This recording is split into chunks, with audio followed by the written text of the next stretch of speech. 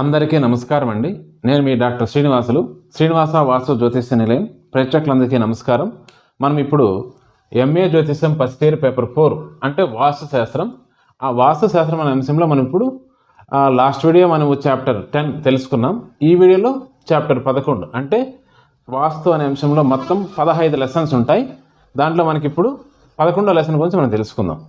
So ఈ lesson వచ్చేయమంటే శాల నిర్మాణం అంటే ఒక స్థలం, ఖాళీ స్థలంలో యజమాని పొడవు వెడల్పుని ఆ స్థలంలో 4 గోడలను కట్టి దాని పైకప్పు ఒక మూత వేస్తే దాన్ని మనకి శాస్త్ర ప్రమాణంలో శాల అంటారు.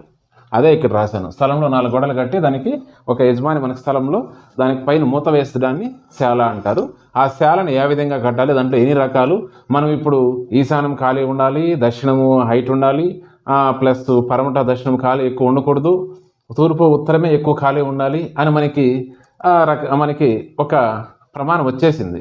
అది ఎలా వచ్చింది అనేది ఈ లెసన్ ద్వారానే మనకు అర్థమవుతుంది. అంటే ఈ పాఠంలో అర్థం కాదు, ఇంకా ఉన్నాయి.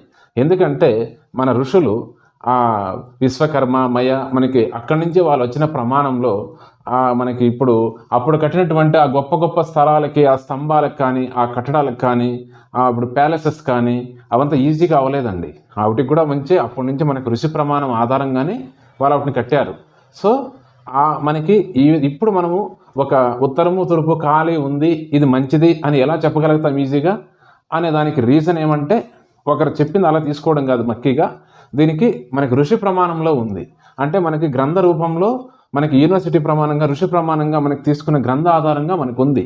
ఈ విధంగా ఖాళీ ఉంటే, ఈ విధంగా స్థలం జరిగితే ఈ శుభ ఫలితాలు ఉంటాయి, ఈ వ్యతిరేక ఫలితాలు ఉంటాయి అనేది అక్కడ మనకి ప్రమాణం అక్కడి నుంచి వచ్చింది.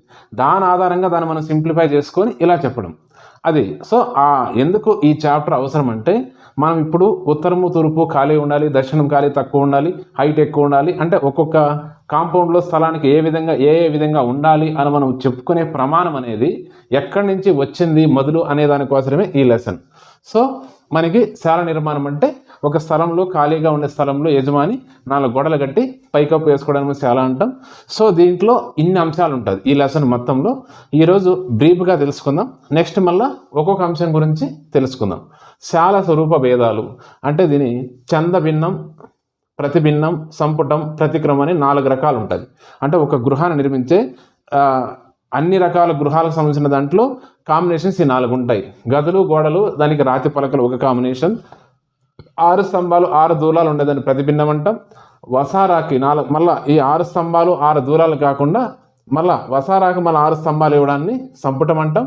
ప్రతిక్రమం అంటే తూర్పు ఉత్తరం 2 వరండాలు 2 అంటే ఎక్స్ట్రా ఒక వరండా కాబట్టి ఇంకా ఒక వరండా వేయడాన్ని ప్రతిక్రమం అంటే శాలంలో ఉన్నటువంటి ఇవి స్వరూపాలు 4 రకాలు.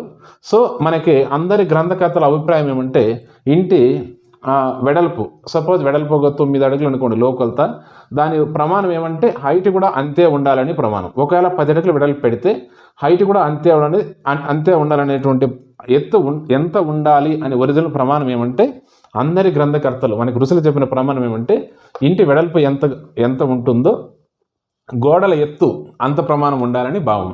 అంటే 9 పెట్టినామనుకోండి, ఒక లోకొలత వెడల్పు హైట్ 9 ఉండాలని అర్థం. ఒక 12 పెట్టామనుకోండి, హైట్ కూడా 12 అని మనకి ఋషి ప్రమాణం. ఇది ఒరిజినల్ ఎంత వెడల్పుకి ఎంత ఎత్తు ఉండాలి ప్రతి గృహానికి అనేది ఇది ఒక ప్రమాణం. సో మనం ఇప్పుడు ఈ లెసన్ మొత్తంలో శాల నిర్మాణం అనేది చాప్టర్ 11. దీని మొత్తంలో మనకి ఏకశాలలు, ద్విశాలలు, త్రిశాలలు, చతుశాలలు అని 4 రకాలు ఉంటాయి. ఏక అంటే 1, ద్వి, త్రిశాలలు, చతుశాలలు. సో ఏకశాలలు మొత్తం మనకి 104 ఉంటాయి. అది మనకి గ్రంథస్థ ప్రమాణం చెప్పినది. దాంట్లో ముఖ్యమైనవి 16. ఒకటి వచ్చింది ధ్రువం, 2వది ధాన్యం, 3వది జయం, 4వది నందం, 5వది కరం, 6వది కాంతం, 7వది మనోరమం, 8వది సుముఖం, 9వది దుర్ముఖం, 10వది క్రూరం, 11వది సుపక్షం, 12వది ధనదం, 13వది క్షయం, 14వది ఆక్రందం, 15వది విపులం, 16వది విజయం. సో ఇది ఒక్కొక్క దాని గురించి మళ్ళీ నెక్స్ట్ రాబోయే లెసన్స్లో వీటికి ధ్రువం అంటే ఎలా అంటే, ఈ ప్లేస్కి మనకి తూర్పు ఉత్తర దక్షిణ పరమటాలలో ఈ ధ్రువం అంటే ఆ స్థలం, ఆ కాంపౌండ్లో ఎక్కడ గృహం కడితే దీనికి వర్తిస్తుంది, దాంట్లో ఏమి ఫలితాలు వస్తాయి అనేది మనము నెక్స్ట్ రాబోయే క్లాస్లో ఈ ఒక్కొక్కటి గురించి తెలుసుకుందాం. ఇది ఫస్ట్ బ్రీఫ్గా ఇది అయిపోయి నెక్స్ట్ ద్విశాలలు మొత్తం 52, మొత్తం ఉన్నది. దాంట్లో ముఖ్యమైనవి 6. 1 సిద్ధార్థ, 2 యమ సూర్యం, 3 దండం, 4 వాతం, 5 చుల్లి, 6 కాచం. అంటే ఇవి దిశాలలు ఇన్ని రకాలుగా ఉన్నాయి అనే దాంట్లో ముఖ్యమైనవి ఇవి మాత్రమే. ఆ తర్వాత త్రిశాలలు మొత్తం 72 ఉన్నాయి. దాంట్లో ముఖ్యమైనవి 4: హిరణ్య, నాభం, సుక్షేత్రం, చుల్లి, పచ్చగ్నం అనేటువంటివి త్రిశాలలు 4. నెక్స్ట్ చతుశాలలు మొత్తము 256. ముఖ్యమైనవి దాంట్లో 5. అంటే ఏకశాల, ద్విశాల, త్రిశాల, చతుశాలలో 250 రకాలు ఉంటాయి. రుచి ప్రమాణం అన్ని గ్రంథాల్లో చెప్పింటుంది. దాంట్లో ముఖ్యమైనవి వచ్చే 5. ఫస్ట్ దాంట్లో నెంబర్ 1 వచ్చిందా సర్వతోభద్రం. సర్వతోభద్రం అంటే ఒక స్థలం అనుకోండి, ఎగ్జాంపుల్ 4 దిక్కులు దానికి ద్వారాలు ఉండడాన్ని సర్వతోభద్రం అంటాం.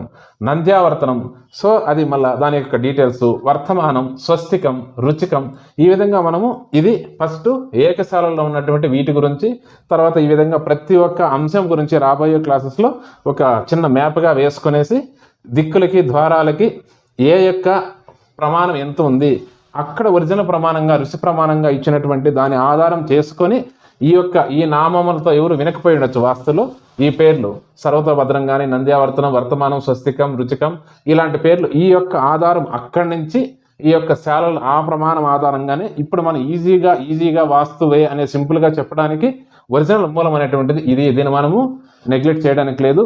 ఎందుకంటే అక్కడి నుంచి మనకి ఒరిజినల్గా వచ్చిందని తెలుసుకోవడం కోసమే ఈ యొక్క లెసన్ అర్థం. వాస్తు అనేది మనకి కంటికి కనపడినంత ఈజీగా కాదు. సో దానికి ఇంత ప్రమాణం అక్కడి నుంచి వచ్చింది. అలా లేకపోతే మనకి ఇప్పుడున్న రకరకాల పాత అప్పుడు కట్టినటువంటి ప్యాలెసెస్ కానీ, కొన్ని కట్టడాలు కానీ, మనకి ఇప్పుడున్నటువంటి కొన్ని ఎన్నో చోట్ల టెంపుల్స్ కానీ, ఎన్నో చోట్ల కట్టిన గృహాలు కానీ, వాటికి చాలా రుచి ప్రమాణం అనేది ఆధారంగానే కట్టారు. కానీ ఇప్పుడు మనం అనుకునేది ఈజీ ఏం కాదు. సో ఇది సింపుల్గా ఈరోజు ఈ క్లాస్ తెలుసుకుంటాం. నెక్స్ట్ రాబోయే క్లాసెస్లో ఏకశాలల్లో వీటి గురించి ఒక్కొక్క దాని గురించి మనం సింపుల్గా ఒక వీడియో వేసుకొనేసి స్థలానికి ఏ విధంగా ఉంటే ఏది శుభం అశుభం అనేది చెప్పుకుంటూ వస్తాం. ఈ క్లాస్ ఇక్కడితో లాస్ట్. ఈ చాప్టర్లు ఇంకా ఉన్నాయి, ఇవి తెలుసుకుందాం. నమస్కారం, స్వస్తి.